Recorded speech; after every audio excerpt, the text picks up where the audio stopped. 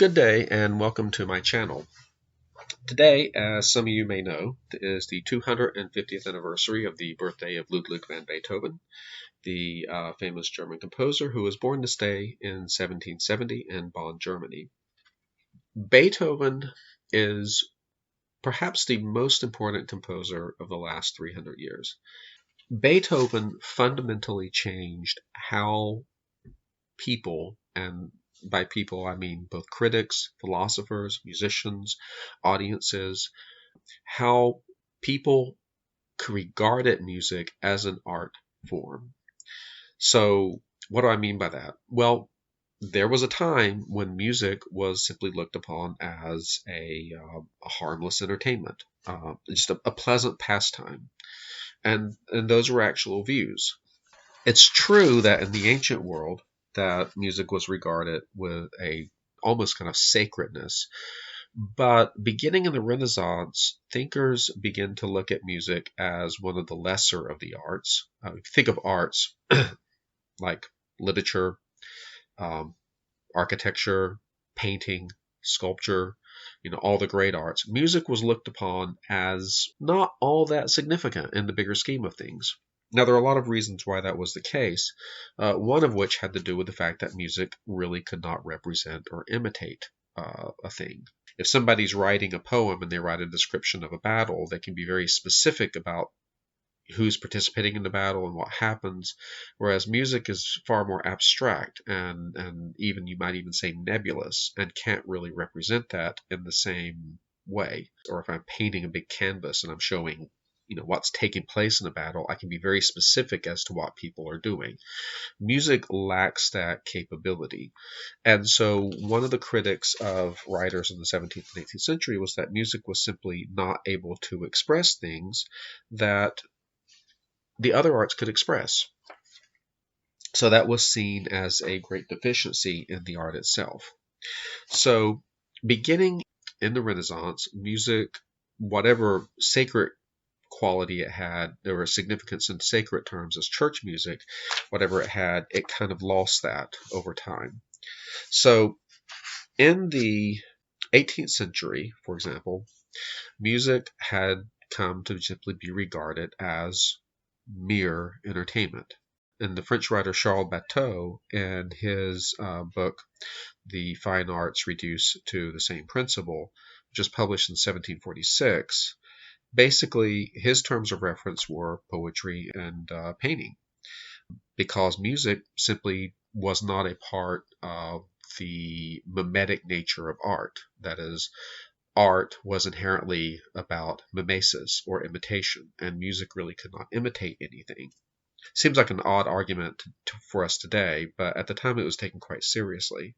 So this continued for some time. The German philosopher Immanuel Kant, for example, in 1790, said that if we estimate the worth of the fine arts by the culture they supply to the mind, and take as a standard for the expansion of the faculties which must occur in the judgment for cognition, music will have the lowest place among them. Now, notice there's key words there, right? There's culture, there's cognition, and also the mind, and the faculties of the mind. So what he's actually saying is that music is not very intellectual. And he does actually go on later to say it's pleasant, but it only plays with the sensations. It doesn't play with the intellect.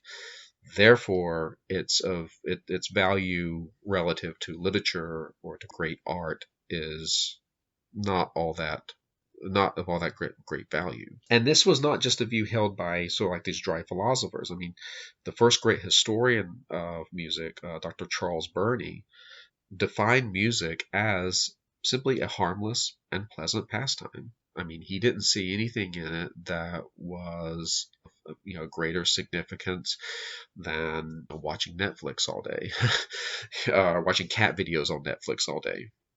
So Beethoven would come to really change that. That was the general, the general culture of the time looked at music as somewhat of a lesser art. But when we look at actual musicians, that seems to be almost how they treated it. I mean, we look at Bach. Bach was a consummate craftsman. He worked as a church musician.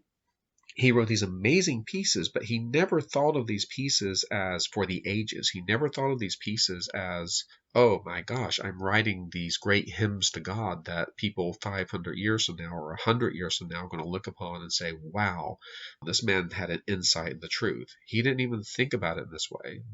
Most of his keyboard works were written actually for educational purposes. The two-part inventions, for example.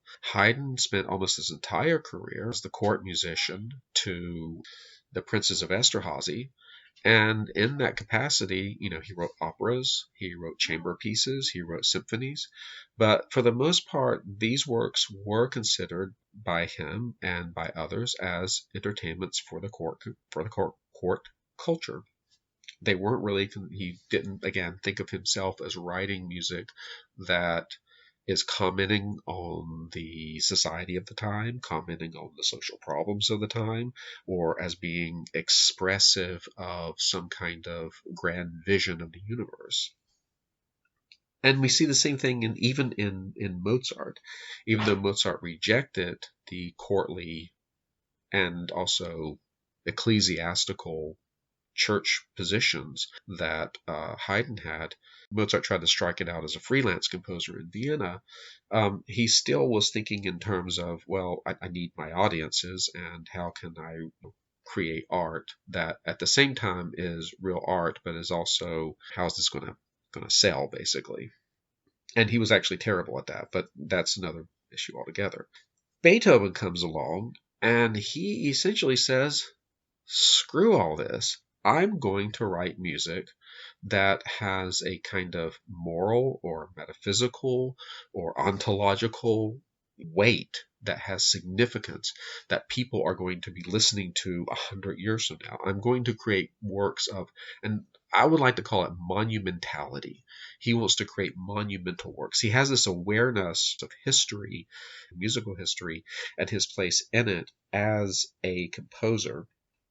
So when he writes something like the Third Symphony, the Eroica, he's commenting on the revolutionary movements of the time, but he's also saying something about himself that he thinks is of interest to the wider world, both musical and non-musical. And this is really extraordinary. I mean, this is something that the musical world had not seen for some 100 years. I mean, maybe the only composer I can compare him to would perhaps be Josquin des Prez, but that's even the stretch there.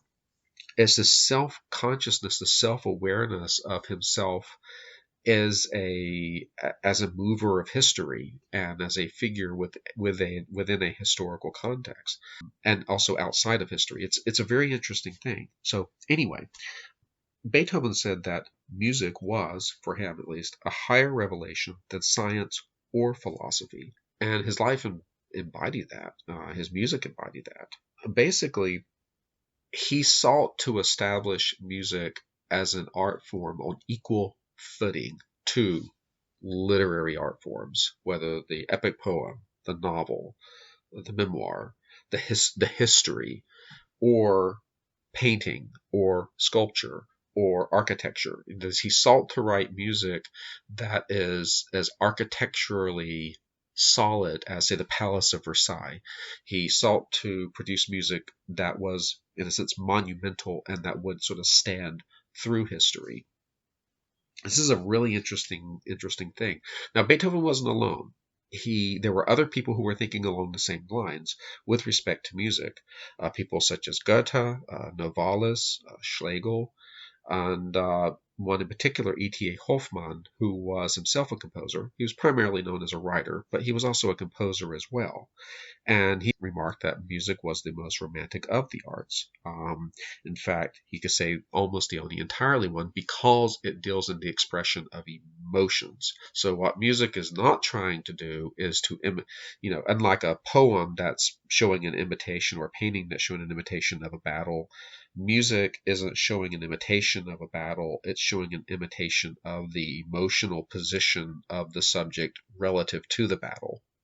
I think is maybe one way to put that.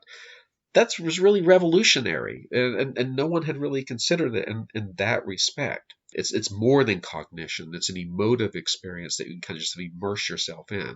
Of course, a lot of later thinkers are going to build off that. But Beethoven's significance is that he was the composer who embodied it at that particular moment in history with the greatest force. And it literally did change music up until our own time. I mean, if we do view music as being this force of nature within our lives that gives our lives a certain meaning, value, and purpose, that the music is actually more than what it represents in a sense, it's largely due to Beethoven and the influences that Beethoven has had since then.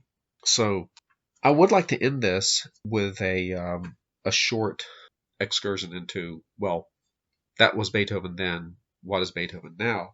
One of the big questions today is, well, what is the role of composers like Beethoven, composers from the past versus composers from the day? And it's very clear that typical symphony orchestra, it's very heavily 19th century or early 20th century, and often very heavily Beethoven. Yeah, Beethoven wrote monumental works that have gotten to the point where they're actually overplayed, and composers who have a lot to say today get underplayed. So how do we redress this without doing away with, say, Beethoven or anyone else? I mean, this is an interesting question. I don't really have an answer for it.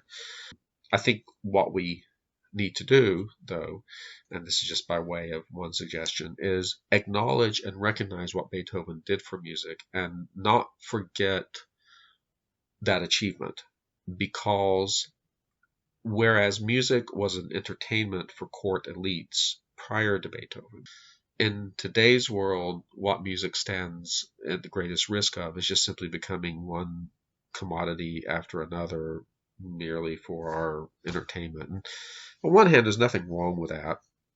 I listen to music for entertainment value as much as anyone. But also, I recognize that music has a significance for me.